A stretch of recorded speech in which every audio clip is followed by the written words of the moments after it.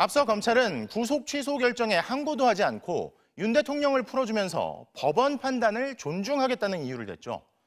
그럼 이제 즉시 항고가 필요하고 또 아직 가능하다는 입장이 나왔으니 어떤 반응을 보일까요? 아직 시간이 남아있는데 과연 즉시 항고를 할까요? 이어서 이준희 기자입니다.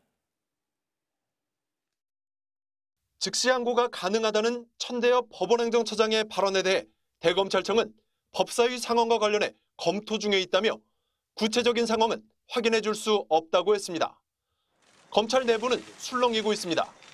검찰총장의 결정을 대법관이자 법원행정처 수장이 정면으로 반박한 셈이 됐기 때문입니다.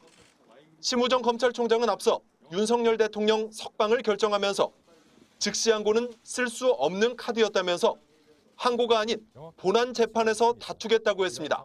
즉시 항고를 하여 또 다른 위헌 소지를 불러일으킬 것은 맞지 않다고 생각했습니다. 그런데 천대엽 처장이 검찰이 얼마든지 즉시 항고를 통해 다툴 수 있고 기간까지 남아있다고 한 겁니다.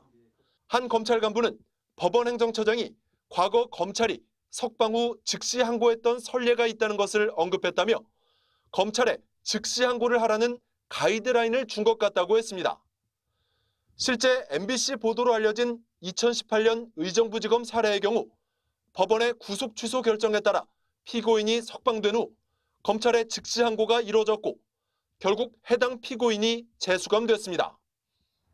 검찰은 앞서 보석과 구속집행정지에서 검사의 즉시 항고를 통해 법원의 석방 결정이 정지되는 것에 대해 헌법재판소가 위헌 판결을 내렸다며 구속 취소 결정에 대해서도 위헌 판결이 날 것을 우려했다고 설명했습니다.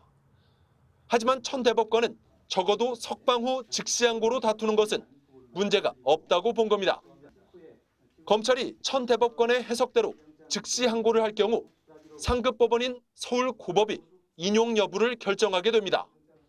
만약 서울고법 결정에 검찰과 윤 대통령 측 한쪽이라도 재항고하면 최종 판단은 대법원 몫입니다.